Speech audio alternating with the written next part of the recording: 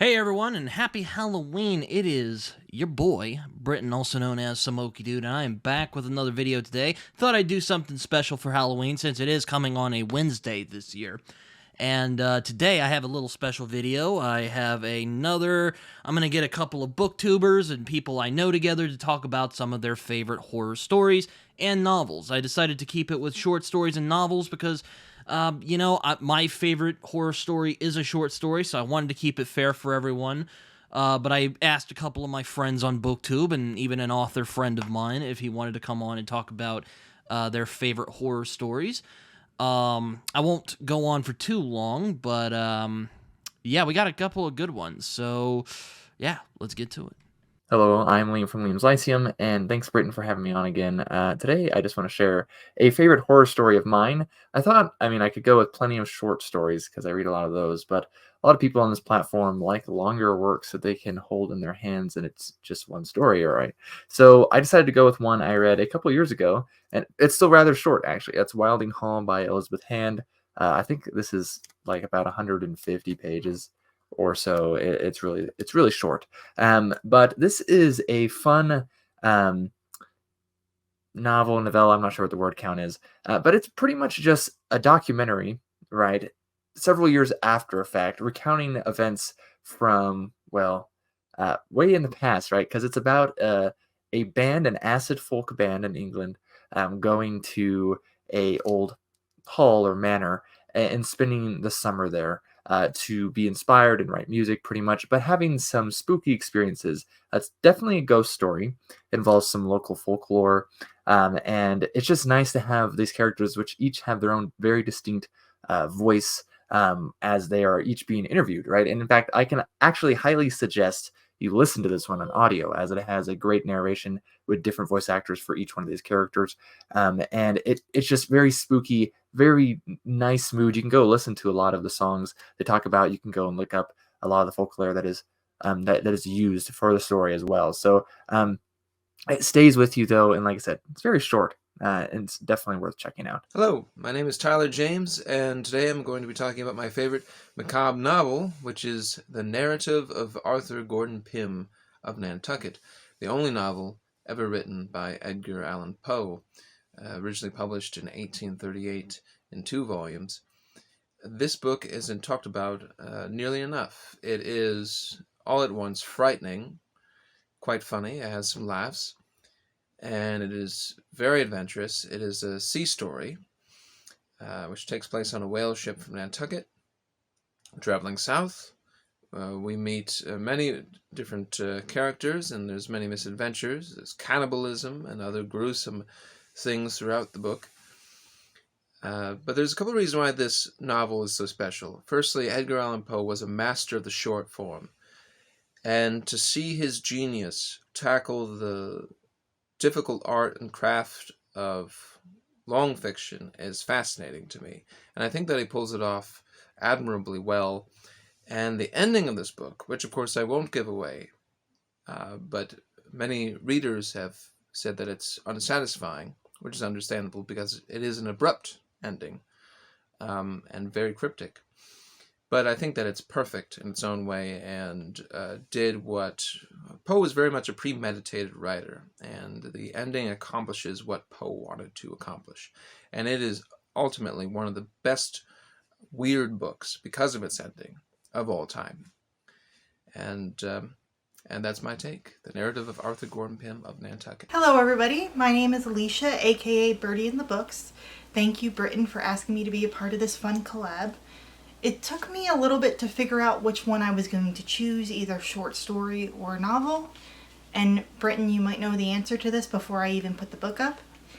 But I chose The Only Good Indians by Stephen Graham Jones. It is a folklore, horror, mythos. It's basically generational mistake made by killing something they shouldn't have killed or being on land that they should not have been on.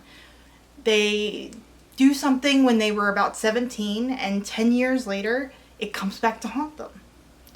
And it has to do with the cover, I'm not going to go too much into detail because I don't want to spoil it for people, but I absolutely fell in love with horror from reading this book in 2020 and fell in love with Stephen Graham Jones's writing.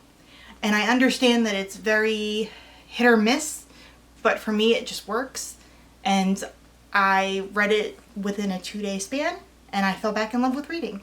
So when it came to choosing a horror book that means a lot to me, I had to choose The Only Good Indians by Stephen Graham Jones. Hey Britton, it's Josh here at Red Fury Books. You asked me to provide a scary story recommendation.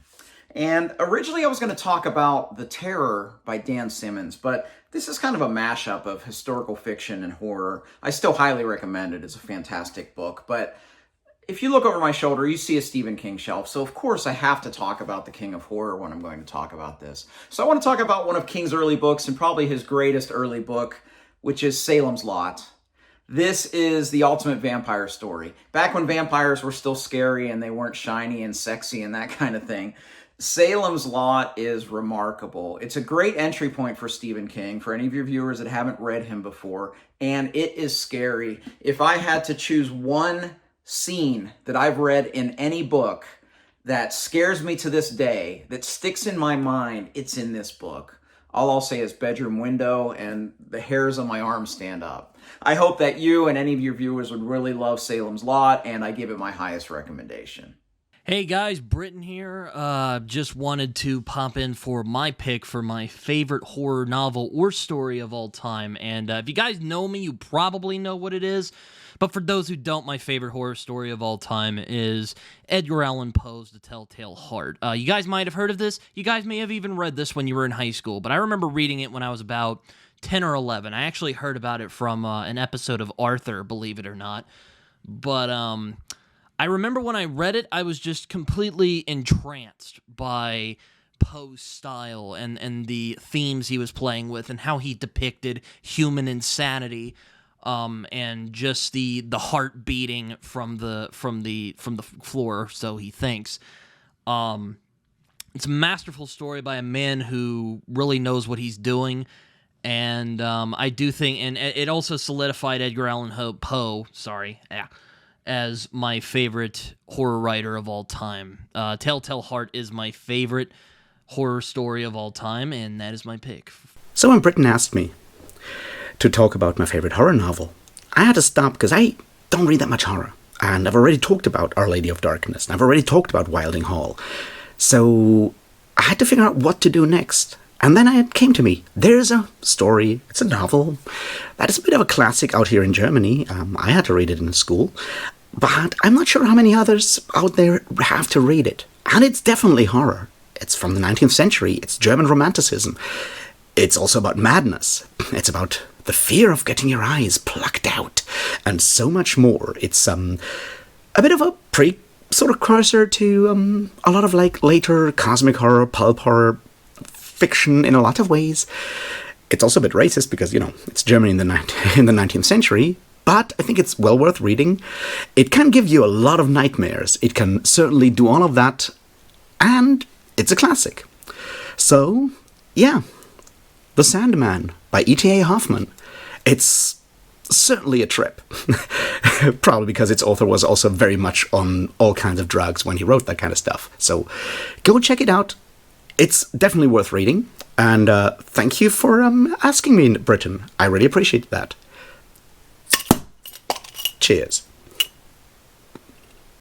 My favorite horror novel of all time is Burn Witch Burn by Abraham Merritt. It was originally published in 1932. The story is like a dark fantasy horror novel. It blends cult elements and psychological tension. It follows Dr. Lowell, a skeptical psychiatrist who investigates a series of strange deaths and discovers that a sinister fortune teller is using enchanted dolls to control and kill people. As Lowell delves deeper, he finds himself facing just crazy supernatural forces in a battle of like reason and logic versus dark magic. It is fantastic. Here's one of the best things about it. It's in the public domain, so you can just go get a copy online for free. Just Google it. And on YouTube, there is an audiobook narrated by Edward E. French. and it is perfect. And you can listen to that for free too. So I highly recommend it. Burn Witch Burn by Abraham Merritt. It doesn't get any better than that. It's just the perfect vintage horror novel. It's really short too, so check it out. Hey Britton, thanks for having me on to talk about my favorite horror story of all time. But we know that's absolutely impossible to do, to pick one single favorite. The book I was going to talk about, everybody knows about it. It's so well regarded. I'm not even going to bring it up. But so instead of doing that, I'm going to talk about another one of my absolute top favorite books of all time, horror books that is, and that is Hellhound by the little known, possibly highly misunderstood Ken Greenhall. This is a new cover by Luke Ryan. The painting is by Luke Ryan. The artwork is by M.S. Corley. And there's an introduction by Grady Hendrix in this one. So this is kind of a republication. It's part of the Paperbacks from Hell series. So this book, it's about a bull terrier, a psychopathic bull terrier. And yes, indeed, his POV is in this book. It's not the only POV, but it's one POV. And Ken Greenhall makes it work. I know this sounds stupid. I know it sounds ridiculous. I know it sounds laugh out loud funny, like a Disney cartoon even, but it's not, I swear. This book highly affected me. There's actually a French film called Baxter adapted from this book. It's not that great. The book's way better. Go check it out. Ken Greenhall was a writer who started writing later in life. He only has about 5 novels under his belt. They're all great. I'm so glad I discovered this writer. And this is the book that started it all for me. So Hellhound by Ken Greenhall. Again, please, please go pick it up. Give it a chance. I promise you that you will not regret it. And have a happy Halloween, everybody. Greetings, fellow book lovers. This is Colin from Colin's Corner. Firstly, I just want to take a second to thank Britton for inviting me to do this fun video collaboration idea where he wants to ask his friends, his author friends, his booktuber friends, what their favorite horror story is to celebrate spooky season. And, you know, I kind of racked my brain. Horror is a genre that I haven't read too much of yet, and the main author that I've read of the horror genre is, of course, Stephen King. So my answer is not going to surprise many people, I don't think, but my favorite spooky season read is It, of course. And the reason for that is because I love the epic adventure that we get with these young children and even the adults. And I think that the coming of age, the found family, and definitely the spook level is there with it. It kind of checks all of the boxes for me. And over the last 3 years, I've actually decided to reread this via audiobook. So I'm listening to it right now in honor of spooky season, and it's almost become a little bit of a comfort read for me. But I think the story is phenomenal. I think the friendships, the bonding that we get to see, the character development in this book is second to none, at least in King's work within themselves. And it is one of my favorite Stephen King books, and it is my favorite spooky season read of all time. Well, that seems to be all we have for today. Thank you to everyone who joined in on this video. I appreciate you all for putting in the time and putting in the effort to put out your favorite horror stories and videos, because you know, this was just something I had wanted to do. I was thinking of doing something similar to this last year. I just didn't have enough time, and also Halloween came on a Tuesday. I don't generally upload on Tuesdays. But thank you all for putting your videos out, getting them to me. I appreciate you all. I will link them down below. But as always, happy Halloween to everybody. If you want to follow me, you can find me on Twitter. You can also find me on Goodreads and Letterboxd, where I write reviews that are probably more coherent than the one you just heard right now. You can also find me on Instagram. You can also find me on Blue Sky, even though I barely use it. I'm also on Discord. You can go follow me on there. I have a group. You can follow that. You can talk. It's not really active, admittedly, but if you could add some conversations, I would really appreciate it. I love hearing from you guys. And as I like to say, comment, subscribe, do all that stuff, like, do all that. Feels good when you do it, as my friend John Minton likes to say. Again, thank you all for coming on, all the people who uploaded videos. Happy Halloween, everyone, 2024. Until next time.